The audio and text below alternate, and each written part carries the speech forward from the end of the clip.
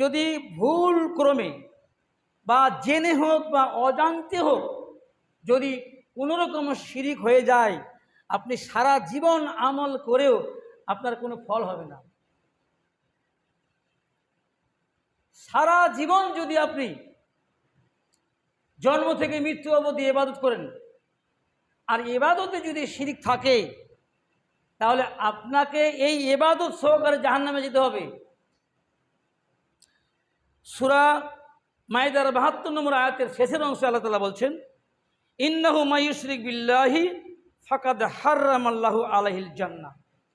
যে ব্যক্তি শিরিক করবে আল্লাহর সাথে, তার জন্য আল্লাহ তাআলা জান্নাতকে হারাম করে দিয়েছেন। ওর জন্য জান্নাত হারাম, চিরস্থায়ী হারাম। কোনো দিন জান্নাত থেকে, কোনো দিন জাহান্নাম থেকে সে বের হতে পারবে না। যে ব্যক্তি শিরিক করে মারা যাবে তার জন্য চিরস্থায়ী জান্নাত হারাম, আর তার ঠিকানা হবে জাহান্নাম। আল্লাহ তাআলা বলছেন যে তার ঠিকানা কোথায় হবে? জাহান্নাম, এবং সেখানে তাকে সাহায্য করার মতো কেউ থাকবে না। তো আমাদেরকে জানতে হবে কোনগুলো শিরিক এবং কোনগুলো শিরিক নয়।